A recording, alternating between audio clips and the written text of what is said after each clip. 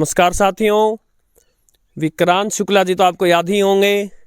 और पहले तो पूरा भारत एफएम और शॉर्टवेव के एंटेना के लिए इनका शुक्रगुजार था, किंतु अभी पिछले दिनों आपने देखा दुनिया का सबसे महंगा पोर्टेबल टेक्सन S2000 और इसके अलावा टेक्सन का PL660 और सोनी का ICF SW11, ये धांसू रेडियोस जो संभवतः मैं खुद से कभी नहीं ला सकता था।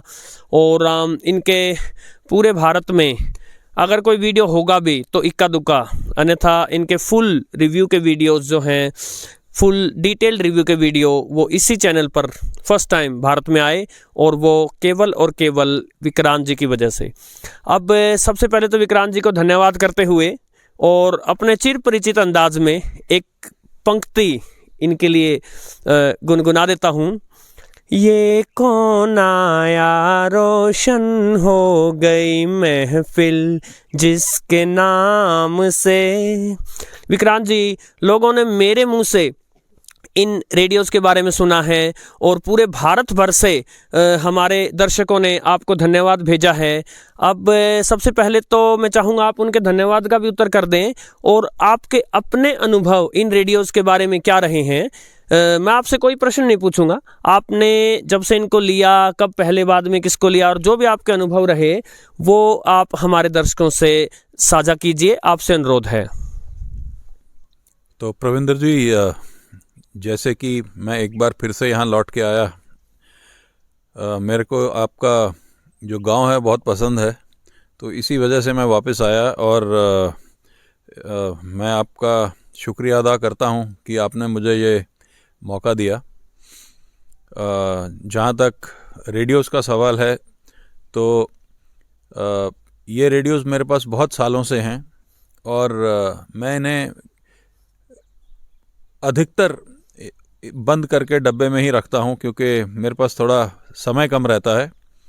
लेकिन मैं चाहता था कि किसी के माध्यम से मैं इनको किसी के साथ शेयर कर सकूं, तो आपने मेरी उसमें हेल्प की, तो जिसके लिए मैं आपका तहे दिल से आभारी हूँ। ये रेडियोज़ का जो सिलसिला है, मैंने आपको शायद पहले भी बताया था, ये मेरे साथ बहुत पहले शुरू हुआ था, लेकिन उस ज़माने में मेरे पास रेडियोज़ ख़रीदने के पैसे नहीं थे। तो 2013 के करीब एक बार मैं एक बहुत रिमोट जगह पे था जहाँ पे ना सेल फ़ोन का कवरेज था, ना लैंडलाइन थी, लेकिन जो हमारे लिए जो खाना बनाता था उसके पास एक शॉर्टवेव रेडियो था और वहाँ कुछ बेंगलोर से कोई चैनल का टेलीकास्ट हो रहा था जिसमें कुछ हिंदी सॉन्ग्स आए, उसके बाद न्यूज़ आई। तो उस समय मैंने ये रियलाइज़ किया कि रेडियोज़ जो हैं वो अभी भी ऑब्सोलीट नहीं हुए हैं, उनका अभी भी बहुत यूज़ है।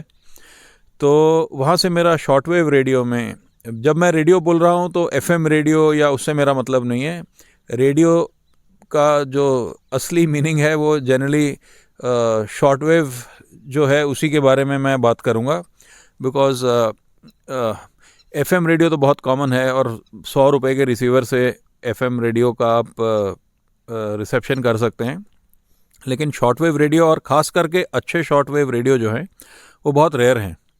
सो मेरा एक मन था कि मैं एक अच्छा शॉर्टवेव रेडियो लूँगा, तो उस समय इंटरनेट पे चेक करके मैंने सबसे पहला जो मेरा शॉर्टवेव रेडियो है वो ये था सोनी का ICF SW11, जो कि आज भी एक माना हुआ रेडियो है।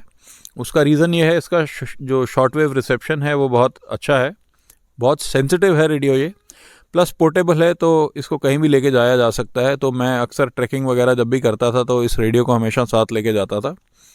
एंड इसको सुनते सुनते, रेडियो को सुनते सुनते मुझे धीरे धीरे हैम के बारे में पता लगा। अब हैम का जो जनरली जितना भी प्रसारण है वो जो है वो अपर साइड बैंड या लोअर साइड बैंड में होता है, जिसको हम SSB बोलते हैं, सिंगल साइड बैंड। तो सोनी ICF 11 जो है उसमें सिंगल साइड बैंड नहीं था, तो मैंने ढूंढना शुरू किया कि सिंगल साइड बैंड वाला कोई रिसीवर अगर मेरे को मिले। उन दिनों अली एक्सप्रेस से शिपिंग हो जाती थी हिंदुस्तान में, तो काफ़ी सारे रिव्यूज़ देखने के बाद मैंने ये टेक्सन PL660 जो रिसीवर है इसे चुना और ये रिसीवर उस समय मेरे को कोई 8,000 रुपये में पड़ा था, और शायद कुछ कस्टम ड्यूटी भी थी उसके ऊपर 1,200 रुपये या कुछ ऐसे। तो 10,000 के नीचे मेरे को ये रेडियो 2014 में मिल गया था।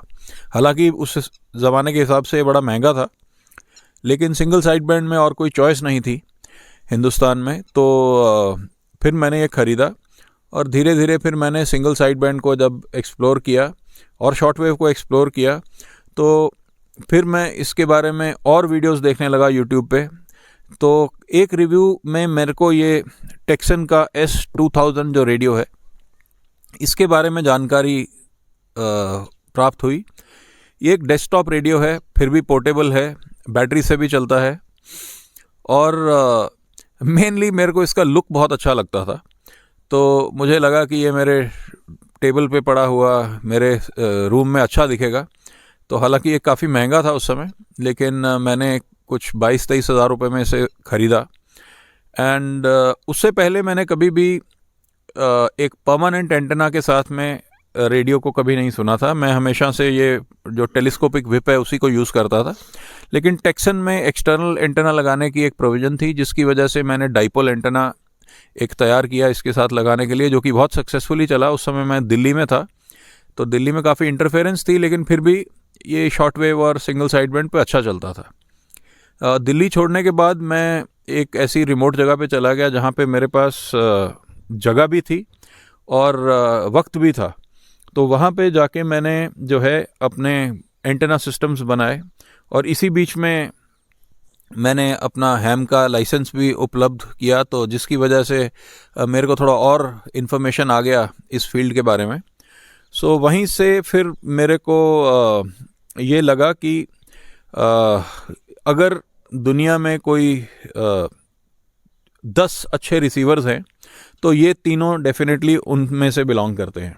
बिल्कुल। और अभी पिछले 4-5 साल से मैं S2000 को तो नहीं सुन रहा था, लेकिन PL660 मेरे साथ काफ़ी बार मैं अपने साथ ट्रैवल करते वक्त यूज़ करता था। तो ये है एक लंबी कहानी का एक छोटा सा उपवाद जो मैं आपको रेडियोस के बारे में बताना चाहता था। Thank you. बहुत बहुत धन्यवाद विक्रांत जी।